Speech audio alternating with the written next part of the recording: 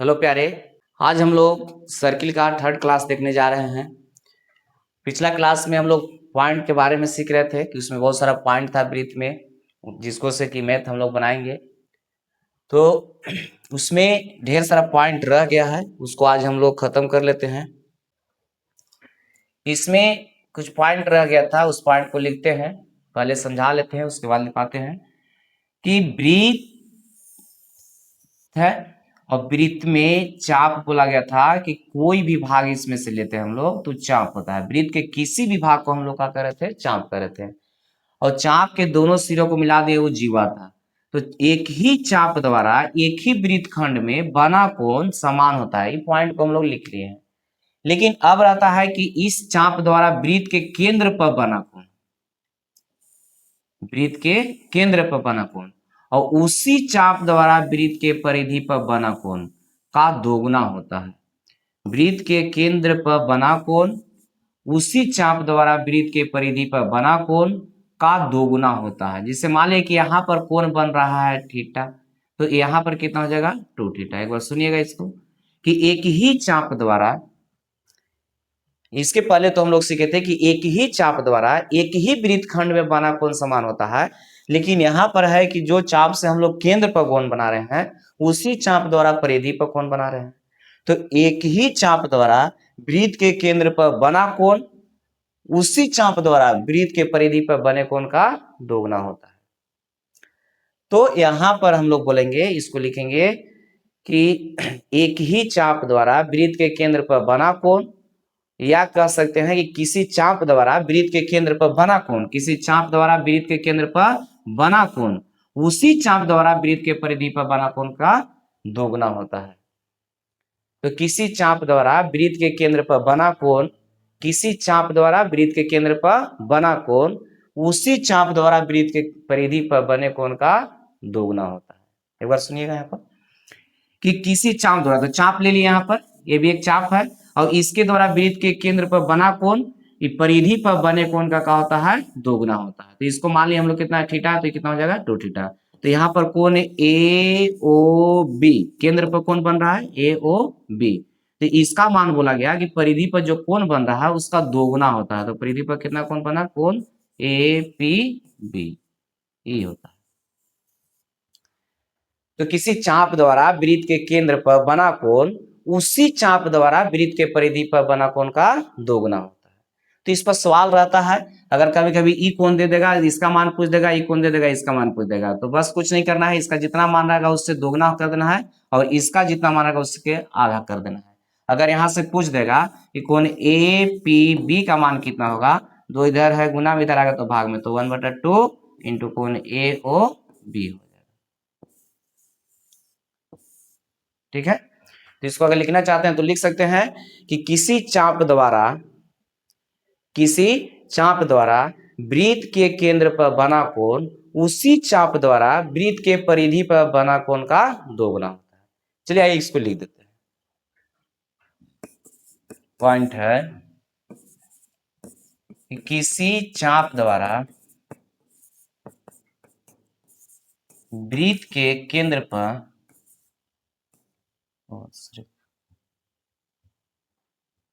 वृत्त के केंद्र पर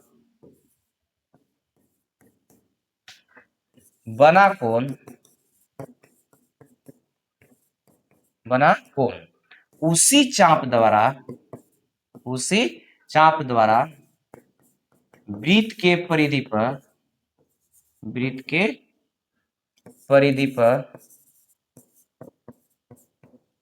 बने कोण का, वृत्त के परिधि पर बने कोण का दोगुना होता है। चलिए, इसमें कोई दिक्कत, बोला गया कि किसी चाप द्वारा वृत्त के केंद्र पर बना कोण उसी चाप द्वारा वृत्त के परिधि पर बना कोण का दोगुना होता है। किसी चाप द्वारा वृत्त के केंद्र पर बना कोण उसी चाप द्वारा वृत्त के परिधि पर बना कोण का दोगुना होता है। एक बार और सुनिएगा इसको कि किसी चाप द्वारा वृत्त के केंद्र पर बना कोण उसी चाप द्वारा वृत्त के केंद्र उसी चाप द्वारा वृत्त के परिधि पर बना कोण का दोगुना होता है। जैसे देखिए यहाँ पर ये हो गया वृत्त, इसका केंद्र हो गया, तो चाप इसमें ले लिए, चाप इसका हो गया ए बी, और बोला गया कि इस चाप द्वारा वृत्त के केंद्र पर बना कोण और उसी चाप द्वारा वृत्त के परिधि पर बना कोण का दोगुना होता है। तो परिधि पर यहाँ कोण बन रहा है कोण, तो इसको से क्या होता है दोगुना होता है। तो इसको हम मान लेते हैं कोण थीटा है, तो यहाँ पर कितना हो जाएगा 2 थीटा हो जाएगा। ठीक है, यहाँ लिख देते हैं कि कोण ए ओ बी का जो मान होगा 2 इंटू कोण ए बी बी के बराबर होगा। ठीक है, इस तरह से देखिए एक ही चाप द्वारा बना है, यहाँ पर केंद्र पर बना है और उसी चाप द्वारा परिधि पर भी बना है। तो जो केंद्र पर बना है वो परिधि पर बने कोण का दोगुना हो जाएगा। ठीक है, चलिए अब यहाँ से कभी कभी इसका मान दिया हुआ रहेगा तो इसका मान पूछ देगा, तो उसका आधा हो जाएगा, यानी कि ए पी बी बराबर 1/2 इंटू कोण ए ओ बी हो जाएगा। ठीक है, तो ये हो गया पॉइंट कि किसी चाप द्वारा वृत्त के केंद्र पर बना कोण उसी चाप द्वारा वृत्त के परिधि पर बने कोण का दोगुना होता है। बने कोण का क्या होता है दोगुना होता है। ठीक है, इसका डायग्राम तैयार कर, चलिए आगे देखते हैं। अब एक रह गया था सकेंद्रीय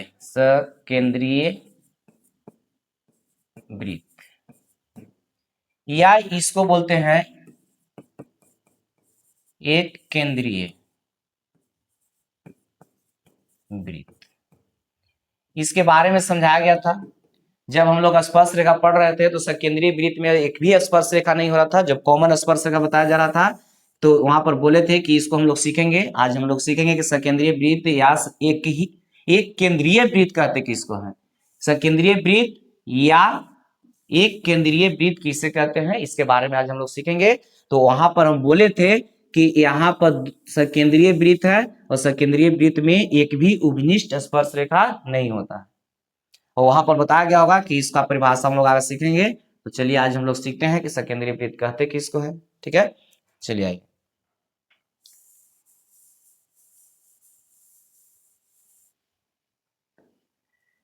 सकेंद्रीय वृत्त कहते किसको है पहले समझा लेते हैं। इधर देखिए ये होता है कि इसका केंद्र, नाम ही लिखा हुआ है कि एक केंद्रीय वृत्त, यानी कि केंद्र का होगा एक ही होगा।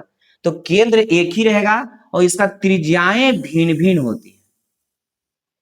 एक ही केंद्र रहेगा लेकिन त्रिज्या का होगा यहाँ पर भिन्न भिन्न। तो एक का नाम दे दिए ओ ए, त्रिज्या हो गया ओ ए, इसका अगर मान ले त्रिज्या आर लेते हैं, और एक यहाँ पर ले लिए ओ बी, ये हो गया त्रिज्या इसका बड़ा आर ले लेते हैं। तो त्रिज्याएं भिन्न भिन्न हो लेकिन केंद्र का हो एक ही हो, तो कैसा वृत्त कहलाता है सकेंद्रीय वृत्त। सुनिएगा, एक ही केंद्र होना चाहिए, केंद्र का होना चाहिए एक ही होना चाहिए, लेकिन त्रिज्याएं का होना चाहिए भिन्न भिन्न होना चाहिए। तो यहाँ पर सकेंद्रीय वृत्त या एक केंद्रीय वृत्त कहते किसको है, तो यहाँ पर है कि केंद्र एक ही होना चाहिए, केंद्र कितना होना चाहिए एक ही होना चाहिए, और त्रिज्याएं का होना चाहिए भिन्न भिन्न होना चाहिए, उसी को हम लोग क्या कहते हैं सकेंद्रीय वृत्त कहते हैं। तो एक ही केंद्र वाले भिन्न भिन्न त्रिज्या से बने वृत्त को हम लोग क्या कहते हैं सकेंद्रीय वृत्त कहते हैं। एक ही केंद्र वाले लेकिन भिन्न भिन्न त्रिज्या से बना हुआ वृत्त रहेगा, उसी को हम लोग क्या कहेंगे सेकेंडरी वृत्त कहेंगे।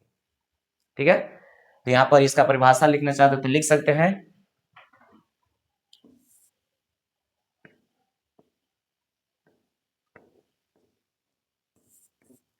कि एक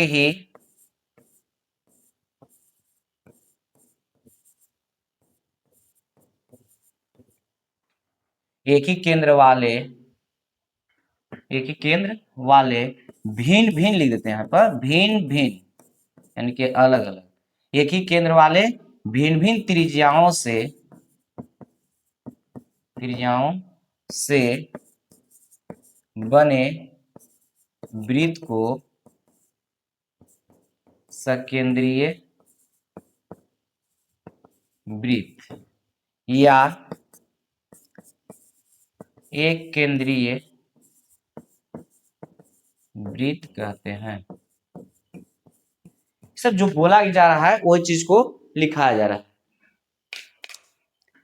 यहाँ पर जो चीज बोले हैं उसी चीज को क्या किए हैं लिखे हैं कि एक ही केंद्र होना चाहिए। देखिए एक बार और सुनिए, सकेंद्रीय वृत्त कहते किसको है, सकेंद्रीय वृत्त या इसको बोला जाता है एक केंद्रीय वृत्त। सकेंद्रीय वृत्त या एक केंद्रीय वृत्त कहते किसको है? तो एक ही केंद्र वाले भिन्न भिन्न त्रिज्याओं से बने वृत्त को हम लोग क्या कहते हैं? सकेंद्रीय वृत्त कहते हैं। ठीक है, एक ही केंद्र होगा, केंद्र एक ही रहेगा लेकिन त्रिज्या भिन्न भिन्न होगा, उसी को हम लोग क्या कहते हैं? सकेंद्रीय वृत्त कहते हैं। ठीक है, यहाँ पर कोई दिक्कत है? तो वही चीज को, जो चीज बोले हैं उसी चीज को यहाँ लिख दिया गया है कि एक ही केंद्र वाले भिन्न भिन्न त्रिज्याओं से बने वृत्त को हम लोग क्या कहते हैं? सकेंद्रीय वृत्त कहते हैं। उसका डायग्राम इधर तैयार किया गया है। इसमें त्रिज्या एगो OA है, इसका मान ले लिए हैं R छोटा वाला, एक OB हो गया, यहाँ पर हो गया बड़ा R इसको। ठीक है, ये त्रिज्या हो गया, त्रिज्या लिखा हुआ है। ठीक है, तो एक ही केंद्र वाले भिन्न भिन्न त्रिज्याओं से बने वृत्त को हम लोग क्या कहते हैं? सकेंद्रीय वृत्त या एक केंद्रीय वृत्त कहते हैं। और सकेंद्रीय वृत्त का इधर डायग्राम। चलिए इसको लिख लीजिए। आगे हम लोग देखते हैं अगला पॉइंट। इसमें एक त्रिभुज में रहता है चक्रीय चतुर्भुज। तो चतुर्भुज में पढ़ना है लेकिन वृत्त से रिलेटेड है। चक्रीय चतुर्भुज ये भी बहुत इंपॉर्टेंट पॉइंट है। इस पर बहुत सारा मैथ दिया हुआ रहता है। ये चैप्टर लिखा नहीं रहेगा कि वृत्त से ही रहेगा, उसी में ही दिया हुआ रहेगा। चतुर्भुज पढ़ेंगे उसमें भी दे देता है सवाल इसका। तो चक्रीय चतुर्भुज कहते किसको है? तो चक्रीय चतुर्भुज के बारे में हम लोग पहले सीखते हैं, उसके बाद इसका परिभाषा लिखेंगे। तो चक्रीय चतुर्भुज होता है कि चतुर्भुज के चारों शीर्ष वृत्त के परिधि को स्पर्श करे, तो उसी को हम लोग कहते हैं चक्रीय चतुर्भुज।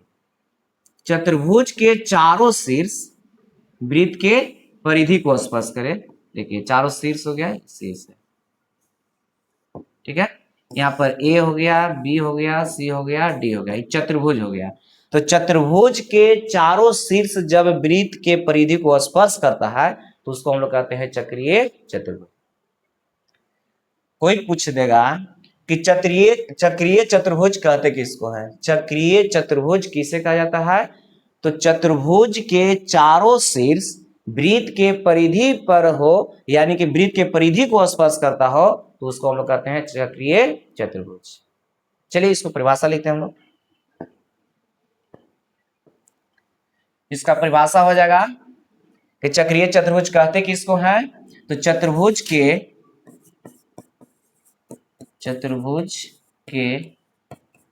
चारों शीर्ष वृत्त के परिधि पर स्थित हो, उसे चक्रीय चतुर्भुज कहते हैं। चक्रीय चतुर्भुज कहते हैं। ये हो गया चक्रीय चतुर्भुज। कोई पूछेगा कि चक्रीय चतुर्भुज कहते किसको है? तो वृत्त के परिधि पर चतुर्भुज का चारों शीर्ष स्थित होना चाहिए। वही चीज को लिख दिया गया है कि चतुर्भुज के चारों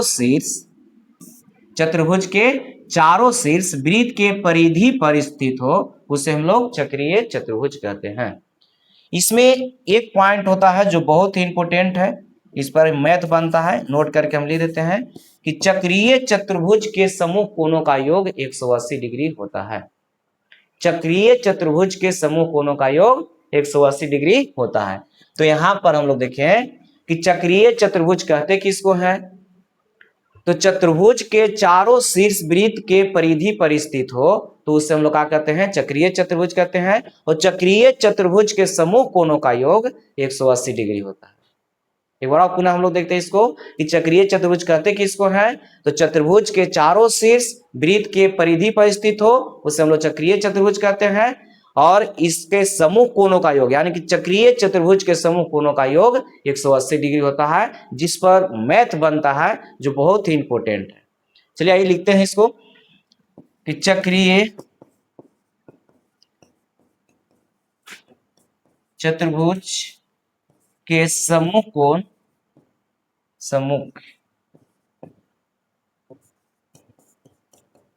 कोणों का योग सम्मुख कोणों का योग फल 180 डिग्री होता है। चक्रीय चतुर्भुज के समूह कोणों का योग कितना होता है? 180 डिग्री होता है। चक्रीय चतुर्भुज के समूह कोणों का योग 180 डिग्री है ना। तो चक्रीय चतुर्भुज के समूह कोण इसमें कौन कौन हो जाएगा? तो देखिए यहाँ पर एक हो गया ए, तो इसके समूह कोण हो गया सी, और यहाँ पर हो गया कितना? बी, तो इसके समूह कोण हो गया डी, इसके समूह हो जाएगा ए। ठीक है, तो यहां पर हम लोग लिख सकते हैं फ्रॉम फिगर से हम लोग लिख सकते हैं, जो फिगर दिया गया है उसको से, कि कोण ए और प्लस में कोण सी का जो मान होगा कितना हो जाएगा? 180 डिग्री, और यहाँ पर हो जाएगा कोण सी प्लस में कोण डी का मान हो जाएगा 180 डिग्री। ठीक है, इस पर सवाल बहुत ज्यादा पूछता है, और कॉम्पिटिटिव के एग्जाम में भी इसको से सवाल बहुत ज्यादा रहता है। बोर्ड के लिए तो खैर इंपोर्टेंट है ही, लेकिन उसके साथ साथ ही कंपटीशन के एग्जाम में भी पूछते रहता है।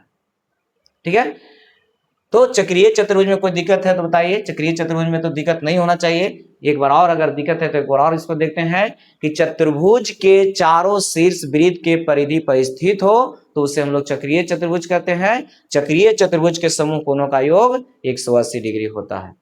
ठीक है, आइए इस पर एक एग्जाम्पल हम लोग देखते हैं किस तरह से सवाल रहता है। देखिए, इस पर एग्जाम्पल देखते हैं।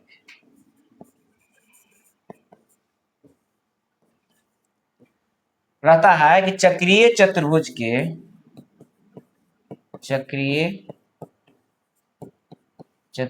के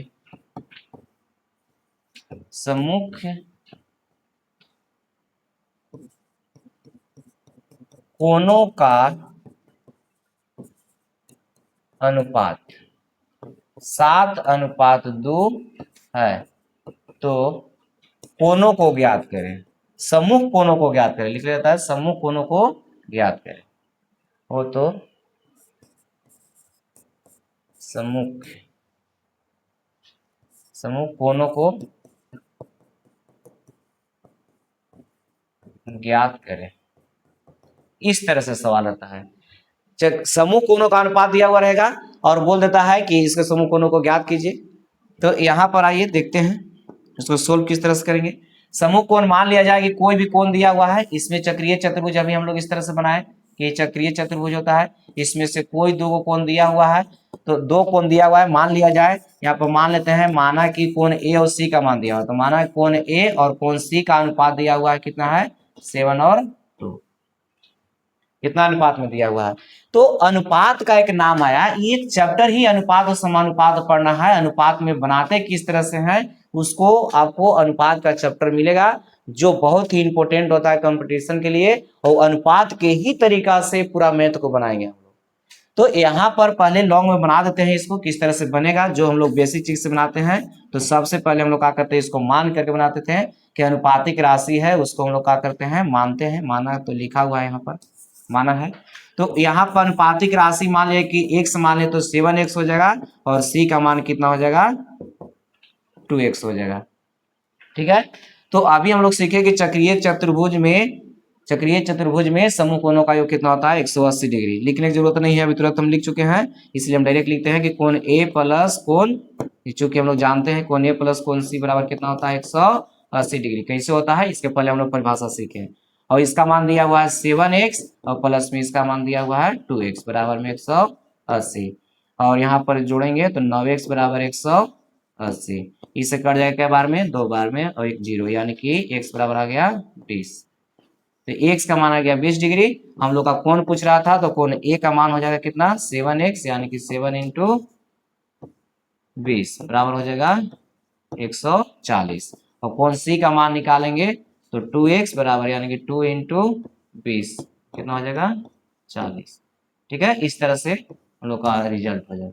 ठीक है, लेकिन हम लोग जब कंपटीशन पढ़ेंगे तो वहां रेशियो जैसे ही लुकेगा, तो रेशियो में इस तरह से मान करके बनाते नहीं है, वहां पर बनाते हैं कि तुलना करके हम लोग बनाते हैं। जैसे मान लिया कि 7 और 2 रेशियो दिया हुआ है, तो यहाँ पर जो मान हम लोग का दिया हुआ था, जब भी रेशियो का सवाल रहेगा वहां पर, तो रेशियो के सवाल में एक निश्चित मान अवश्य दिया हुआ रहता है, किसी न किसी रूप में उसमें एक निश्चित मान रहता है, और निश्चित मान जो दिया गया है उसका तुलना उसी से करते हैं, और तुलना का मतलब वहां पर भाग बताया जाएगा। तो जब रेशियो का लेक्चर देखिएगा तो उसमें सब पूरा डिटेल में इसको बताया हुआ रहेगा, उसमें से बताया गया है कि रेशियो बनता किस तरह से है।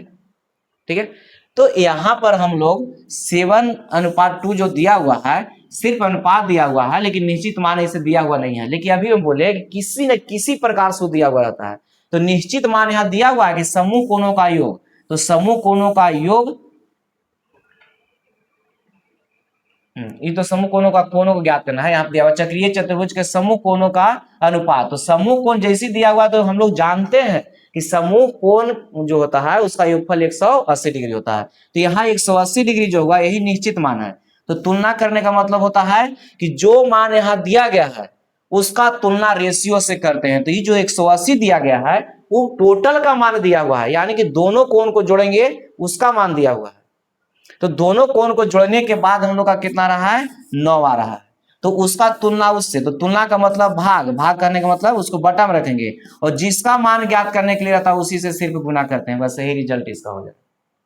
जो निश्चित मान दिया गया है उसको ऊपर रखते हैं और उसको तुलना करते हैं उसी से। तुलना करने का मतलब भाग, वहां बताया जाएगा इस सब, तुलना का मतलब भाग। तो यहाँ जो 180 दिया गया है दोनों का योगफल दिया है, तो उसका योगफल कितना हो गया 9, और जिसका मान ज्ञात करना उतना से सिर्फ क्या करना है, गुना कर देना है। तो बताइए यहाँ पर किसका मान निकालना था, मान यहाँ निकालना किसका है, कोण का। तो कोण एगो 7 है, तो इसका मान निकालना है, तो इससे कट जाएगा एक बार में, 20 बार में, तो 7 दूना का 14, एक 14 आ जाएगा। और एक और हम लोग का निकालना था, और एक और कितना था 2, एंड कर देते हैं। एक और कितना है 2, तो 2 का निकालना है, तो 2 से गुना करेंगे यानी कि 40 हो जाएगा। देखिए इतना ही आएगा, 140 और 40 यहाँ आया था, 140 और 40। एक एग्जाम्पल हम लिए छोटा सा, ठीक है। तो इस तरह से जब सवाल बनेगा तो वहां बहुत ही आसानी से बनेगा। तो यहाँ अभी हम लोग सीख रहे थे परिभाषा इसका, इसलिए परिभाषा के अनुसार ही इस पे महत्व बना है। चलिए ये हो गया चक्रीय चतुर्भुज। चक्रीय चतुर्भुज में किस तरह से सवाल रहेगा उसको बता दिया गया। अब आइए देखते हैं, एक पॉइंट रहता है कि दो वृत्त दिया हुआ रहता है, तो दो वृत्त सर्वांगसम होगा या नहीं होगा, समरूप होगा या नहीं होगा, ऐसे पूछता है। तो देखिए सर्वांगसम का नाम एक आ गया, सर्वांग समता इसे बोलते हैं, या सर्वांगसम इसको बोल देंगे, सर्वांगसम। अब एक होता है समरूप, सर्वांगसम या सर्वांग समता भी बोलते हैं इसको। इसका सिंबल ऐसे होता है, दो बराबर ऊपर में इस तरह से होगा, और इसका सिर्फ ऐसे होता है, ठीक है। इस समरूप के लिए थोड़ा सा दोनों में अंतर हो जाता है, अंतर होता है। इसको पहले थोड़ा सा बोल लेते हैं। समरूप कहते किसको है, सर्वांगसम किसे कहते हैं। जब त्रिभुज हम लोग पढ़ेंगे तो त्रिभुज में सब डिफिनेशन के साथ कैसे दोनों समरूप होता है, कैसे दोनों सर्वांगसम होता है, उसमें बहुत सारा थ्योरम है, उसको प्रूव किया जाएगा, उसको बताया जाएगा उसमें, है ना। तो यहाँ पर सिर्फ थोड़ा सा एक नाम आ गया सर्वांगसम और समरूप, तो उसके लिए थोड़ा सा खाली बोल देते हैं कि सर्वांगसमता कहते किसको है, या सर्वांगसम किसे कहते हैं, और समरूप किसे कहते हैं। तो देखिए सर्वांगसम किसे कहते हैं उसके बारे में थोड़ा सा देखते हैं। सर्वांगसम होता है कि वैसे दो ज्यामितीय आकृति, वैसे दो ज्यामितीय आकृति जिसका आकार और माप दोनों सेम हो, वैसे दो ज्यामितीय आकृति जिसका आकार और माप दोनों का उनका सेम होगा, जो एक दूसरे के पूर्ण रूप से ढक सके। इसे दोनों का आकार सेम होगा, दोनों का आकृति सेम होगा, तब तो एक दूसरे को ढक देगा। जैसे एक का ढकेगा तो एक तरफ से तो मान लें कि छोटा बड़ा रहेगा तो एक तरफ से ढका जाएगा, लेकिन एक तरफ से फिर अगर इसको सिर्फ को ढकेंगे तो नहीं ढका पाएगा। इसलिए बोला जा रहा है इसका कि वैसे दो ज्यामितीय आकृति जिसका आकार और माप का होगा सेम होगा, जो एक दूसरे को पूर्ण रूप से ढक लेता है, उसी को हम लोग क्या कहते हैं, सर्वांगसम कहते हैं। यानी कि इसमें आकार और इसका माप दोनों का होना चाहिए, समान होना चाहिए। इसमें दोनों का होना चाहिए समान, परिभाषा तो इसका लिखेंगे भी, त्रिभुज हम लोग जब पढ़ेंगे तो उसमें परिभाषा के साथ इसको लिखेंगे, लेकिन हम बोल रहे हैं तो भी एक परिभाषा ही हो गया। तो कि सर्वांग समता कहते किसको है, तो वैसे दो ज्यामितीय आकृति जिसका आकार और माप का होता है समान होता है, जो एक दूसरे को पूर्ण रूप से ढक लेता है, उसी को हम लोग क्या कहते हैं, सर्वांग समता कहते हैं या सर्वांग सम कहते हैं। और एक होता है समरूप। समरूप में कोई जरूरी नहीं है कि दोनों का माप जो है सेम ही हो, लेकिन इसमें जो होता है इसका आकार सेम होना चाहिए। समरूप में दोनों का आकार सेम हो, तो वैसे दो ज्यामितीय आकृति जिसका आकार समान हो, इसमें आकार सिर्फ समान होना चाहिए, आकार से भी काम चल जाएगा, इसमें माप इसका समान रहे या न रहे उससे मतलब नहीं है, लेकिन आकार का होना चाहिए, समान होना चाहिए। आकार कहने का मतलब कि एक यहाँ पर समबाहु त्रिभुज है तो दूसरा भी क्या होना चाहिए, समबाहु होना चाहिए। एक समबाहु त्रिभुज है तो दूसरा भी क्या होना चाहिए, समबाहु त्रिभुज होना चाहिए, समबाहु त्रिभुज, समबाहु त्रिभुज। इससे इसका भुजा मान लीजिए 5 है तो प्रत्येक भुजा 5 हो गया, इसका 7 है तो 7 है, तो इसमें देखिए तो दोनों त्रिभुज तो समान ही है, ई है समबाहु तो ये भी है समबाहु, तो दोनों समबाहु त्रिभुज है, तो इसमें सिर्फ आकार होना चाहिए हमको समान, तो दोनों तो आकार समान है, लेकिन इसका माप जो है अलग अलग है, इसका 5 है तो इसका 7 है, तो ई जब कहेगा तो इस समरूप है, लेकिन अगर ई दोनों फिगर को कहेगा कि क्या यह सर्वांगसम हो सकता है, तो यह सर्वांगसम नहीं होगा। क्यों नहीं होगा, क्योंकि आकार तो समान है लेकिन इसका माप समान नहीं है। तो जिसका आकार और माप दोनों अगर समान होता है तो उसको हम लोग क्या कहते हैं, सर्वांगसम कहते हैं, और जिसका सिर्फ आकार भी समान हो जाता है तो उसको हम लोग क्या कहते हैं, समरूप कहते हैं। तो जो समरूप होता है वह सर्वांगसम तो नहीं होगा, लेकिन अगर सर्वांगसम जो होता है वो समरूप हो सकता है।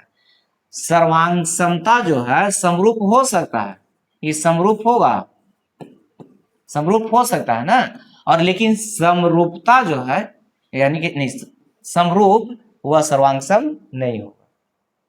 हाँ, हो सकता है उस स्थिति में, कब, जब इसका भी माप और इसका भी माप दोनों का समान हो जाए, लेकिन जब माप सेम नहीं है तो समरूप हो रहा है, लेकिन अब जो समरूप हो रहा है वो कहेंगे कि नहीं वो सर्वांगसम भी है, तो ऐसा संभव नहीं है। संभव है लेकिन कब संभव है, जब इसका माप भी सेम रहेगा तब संभव, और जब इसका आकार और माप सेम हो जाएगा तो उसको सर्वांगसम कर सकते हैं, समरूप भी हो जाएगा।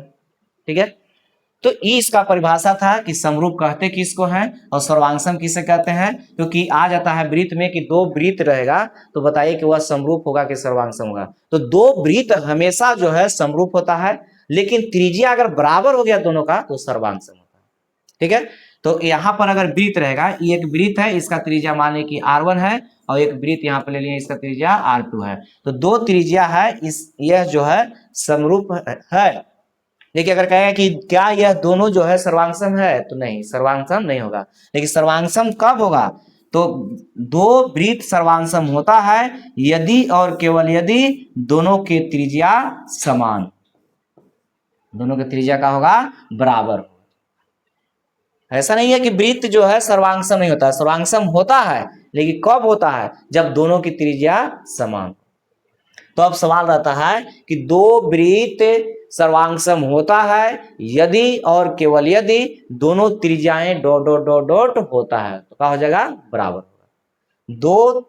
दो वृत्त सर्वांगसम होता है यदि और केवल यदि दोनों की त्रिज्याएं का हो समान। तो ऑब्जेक्टिव सवाल इसमें पूछेगा कि दो त्रिभुज सर्वांगसम होते हैं यदि और केवल यदि डॉट डॉट डॉट, तो दोनों त्रिज्याएं इसमें क्या हो जाएगा, समान होगा। और अगर समरूप रहेगा तो इसमें दो वृत्त हमेशा समरूप होते हैं, दो वृत्त हमेशा क्या होते हैं, समरूप होते हैं। ठीक है, तो ये था समरूप और सर्वांगसम। तो इसी पर पॉइंट हम लोग का रहता है, यहाँ पर लिख देते हैं कि दो वृत्त हमेशा समरूप होते हैं, दो वृत्त हमेशा समरूप होते हैं, लेकिन दो वृत्त सर्वांगसम कब होगा, दो वृत्त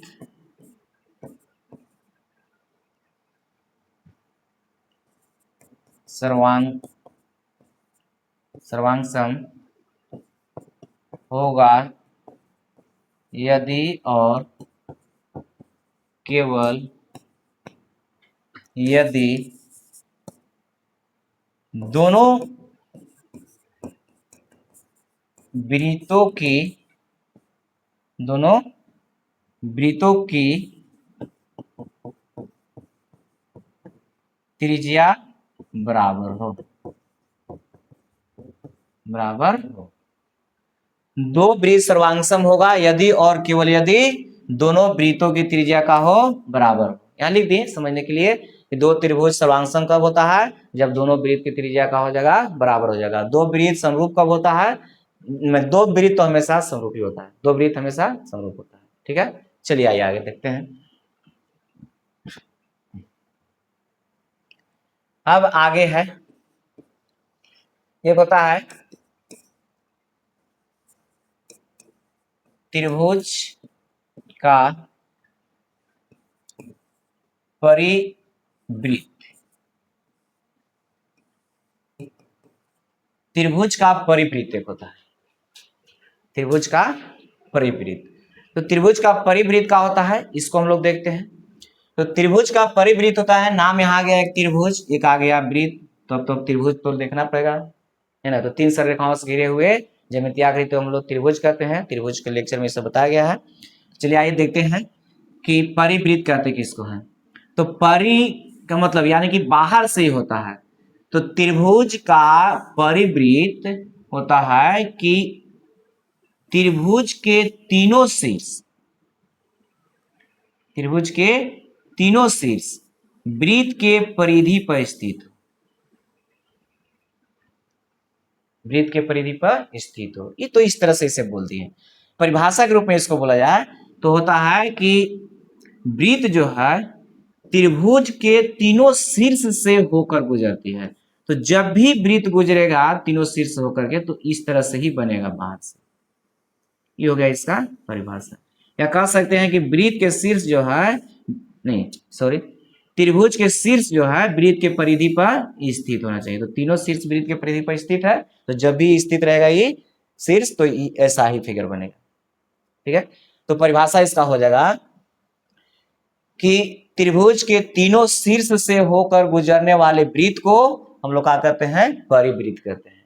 त्रिभुज के तीनों शीर्ष से होकर गुजरने वाले वृत्त को हम लोग क्या कहते हैं, परिवृत्त कहते हैं। दिक्कत है यहाँ पर, अगर दिक्कत है तो इसको बता सकते हैं आप लोग। यहाँ पर बोला गया कि त्रिभुज के तीनों शीर्ष से होकर गुजरने वाले वृत्त को हम लोग क्या कहते हैं, परिवृत्त कहते हैं। परिभाषा इसका लिख देते हैं, देखिए परिभाषा इसका कि त्रिभुज के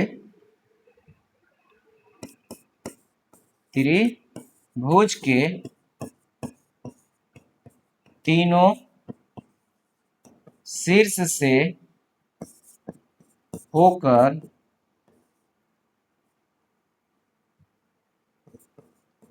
गुजरने वाले वृत्त को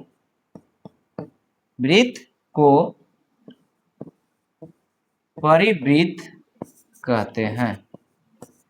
जो चीज बोला जा रहा है वही चीज को परिभाषा के रूप में लिखा जा रहा है। कोई किताबी भाषा नहीं है, यहाँ पर जो चीज समझाया जाएगा बताया जाएगा उसी चीज को यहाँ पर क्या किया जा रहा है, लिखा जा रहा है। ऐसा नहीं है कि इसको टाइप कर दिया गया है पीडीएफ के रूप में, बस उसको समझा दिया गया कि ये चीज होता है, नहीं। यहाँ जो भी चीज बताया जाएगा कम या बेसी खुद से लिख करके बताया जाएगा आपको, है ना। तो यहाँ पर बोला गया है कि त्रिभुज का परिवृत्त कहते किसको है, तो यहाँ पर अपना खुद से भाषा में इसको समझ सकते हैं कि यहाँ देखिए तो जो फिगर बनाए हैं वो त्रिभुज के तीनों शीर्ष से वृत्त गुजरा है। तो यहाँ हम लोग कह सकते हैं कि त्रिभुज के तीनों शीर्ष से गुजरने वाले वृत्त को ही हम लोग क्या कहते हैं, परिवृत्त कहते हैं। वो किसका, तो त्रिभुज का परिवृत्त कहते हैं। ठीक है, या अगर कोई कह दिया कि हम ऐसे बोल सकते हैं कि यहाँ पर वृत्त के परिधि पर त्रिभुज के तीनों शीर्ष स्थित रहेगा, तो कोई दिक्कत नहीं है। देखिए तो तीनों शीर्ष वृत्त के परिधि पर स्थित है कि नहीं है। तो एग्जाम में लिखने के लिए भी रहता है, तो उसमें भी रहता है कि विद्यार्थी यथासंभव अपने शब्दों में ही उत्तर दे, यानी कि अपना शब्द में ही लिखना है वहां पर भी। उस तरह से यहाँ पर जैसे समझ में आता है उस तरह से भी बोल सकते हैं। ठीक है, तो यहाँ पर परिवृत्त हम लोग देखें कि परिवृत्त कहते किसको है, तो परिवृत्त कहते किसको है बताइए। तो परिवृत्त कहते हैं कि त्रिभुज के तीनों शीर्ष से होकर गुजरने वाले वृत्त को हम लोग क्या कहते हैं, परिवृत्त कहते हैं। परिवृत्त में कोई दिक्कत है? चलिए, नहीं दिक्कत है तो एक यहाँ पर हम नोट पॉइंट करके लिखते हैं यहाँ पर कि अगर कभी कभी पूछ दे कि परिकेंद्र कहते किसको है, तो त्रिभुज का परिकेंद्र भी कभी कभी पूछ जाता है। तो यहाँ पर त्रिभुज का जो परिवृत्त हम लोग सीख रहे हैं, तो परिवृत्त के केंद्र को ही त्रिभुज का परिकेंद्र केंद्र कहा जाता है। यहाँ पर परिवृत्त के केंद्र को ही त्रिभुज का परिकेंद्र कहते हैं। ठीक है, तो कभी कभी पूछ जाता है कि त्रिभुज का परिकेंद्र किसको कहते हैं, तो परिवृत्त के, यहाँ लिख देते हैं, परिवृत्त के केंद्र को त्रिभुज का परिकेंद्र कहते हैं। ठीक है, ई पॉइंट हो गया। कभी कभी ऐसा होता है कि त्रिभुज का परिवृत्त पूछ देगा, तो पूछ देगा तो इसका परिभाषा लिखना होगा, तो परिभाषा लिखा जाएगा, लेकिन परिभाषा तो कहीं पूछेगा नहीं। तो नहीं पूछेगा तो हम लोग खुद जब पढ़ रहे हैं तो इसको खुद को समझना है कि इसका परिभाषा क्या होता है। तो उसको समझने के लिए बता दिया गया कि त्रिभुज के तीनों शीर्ष होकर के वृत्त जब गुजरता है तो उसको हम लोग क्या कहते हैं, परिवृत्त कहते हैं। और परिवृत्त के केंद्र को त्रिभुज का परिकेंद्र कहते हैं। परिवृत्त के केंद्र को त्रिभुज का परिकेंद्र कहते हैं। ठीक है, चलिए एक और इसी में होता है त्रिभुज का वो अंतःवृत्त होता है। ये तो परिवृत्त हो गया यानी कि बाहर से हो गया, एक अंतःवृत्त होता है, तो उसको भी साथ साथ में देख लेते हैं हम लोग। आइए देखते हैं, एक हो जाएगा त्रिभुज का अंतःवृत्त या त्रिभुज के अंतःवृत्त, त्रिभुज का अंतःवृत्त लिखिए, कोई दिक्कत नहीं है, मैथ में का के की चलेगा, उससे कोई दिक्कत नहीं। त्रिभुज का अंतःवृत्त यहाँ मैथ है, इसमें हर्षई दीर्घई से कोई मतलब नहीं रहता है उतना। चलिए त्रिभुज का अंतःवृत्त, तो त्रिभुज का अंतःवृत्त का कहेंगे, किसे कहेंगे, तो देखिए पहले समझाते हैं इसको, उसके बाद हम लोग इसका परिभाषा लिखते हैं।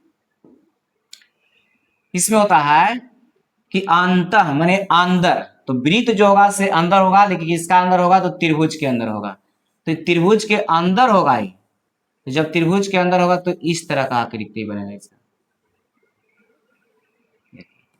हो गया त्रिभुज ए बी सी, और ये भुजा को स्पर्श किया है, भुजा को स्पर्श किया है। तो अब इसमें होता है सवाल होता है कि त्रिभुज का अंतःवृत्त कहते किसको हैं, तो वृत्त का अंतःवृत्त त्रिभुज का अंतःवृत्त कहते किसको है। तो यहाँ डायग्राम तैयार किए हैं, इस डायग्राम को देख के बोल सकते हैं कि त्रिभुज के तीनों भुजाओं से होकर गुजरने वाले वृत्त को हम लोग क्या कहते हैं, त्रिभुज का अंतःवृत्त कहते हैं। एक बात सुनिएगा कि त्रिभुज का अंतःवृत्त कहते किसको है, त्रिभुज का अंतःवृत्त किसे कहा जाता है, तो त्रिभुज के तीनों भुजाओं से होकर गुजरने वाले वृत्त को त्रिभुज का अंतःवृत्त कहते हैं। त्रिभुज के तीनों भुजाओं से होकर गुजरने वाले वृत्त को त्रिभुज का अंतःवृत्त कहते हैं। तो तीनों भुजा से जब गुजरेगा तो जब भी इसका आकृति बनेगा तो ये अंदर से ही बनेगा, ये बाहर से भुजा पर स्पर्श नहीं, भुजा से नहीं गुजर पाएगा बाहर से। ठीक है, ये त्रिभुज को काट करके फिर निकलेगा, इस तरह से कट जाएगा कहीं निकलने से। तो चलिए आइए देखते हैं, इसको परिभाषा हम लोग लिख लेते हैं। परिभाषा इसको बोलिए, परिभाषा तो अब आसानी से इसको लिखा जाएगा कि त्रिभुज के तीनों भुजाओं से होकर गुजरने वाली वृत्त को हम लोग क्या कहते हैं, त्रिभुज का अंतःवृत्त कहते हैं। तो यहाँ लिख देते हैं कि त्रिभुज के भुजाओं को स्पर्श करते हुए खींची गई वृत्त को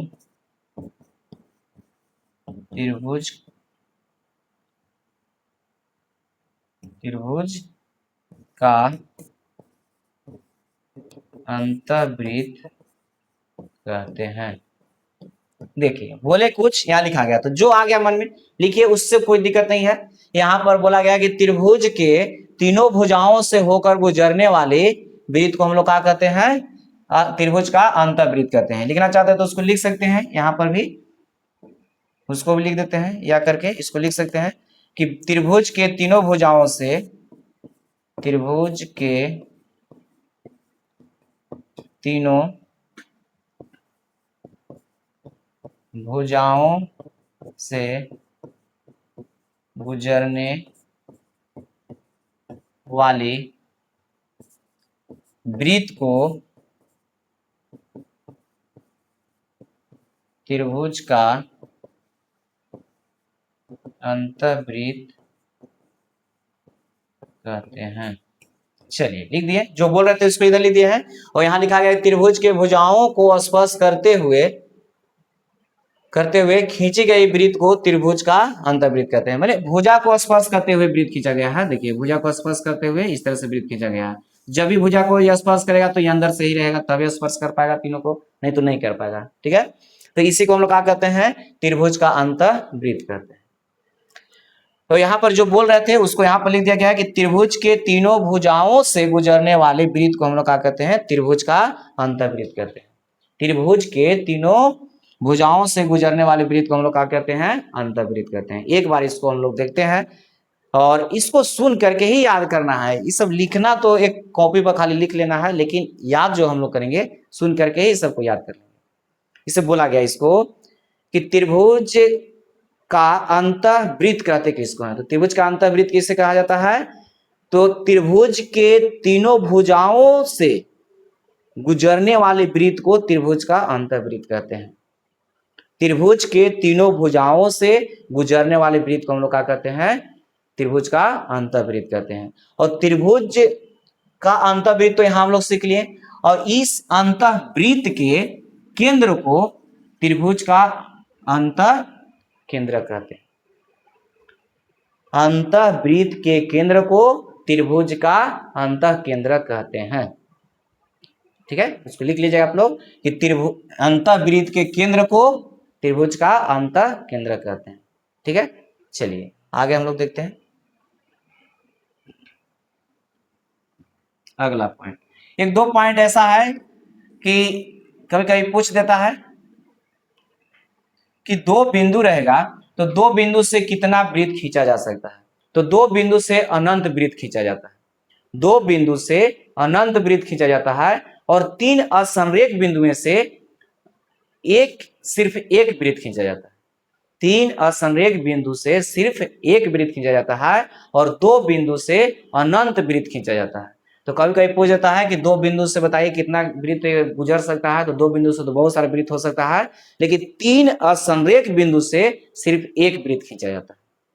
इसको आप लिख लीजिएगा कि दो बिंदुओं से अनंत वृत्त खींचा जा सकता है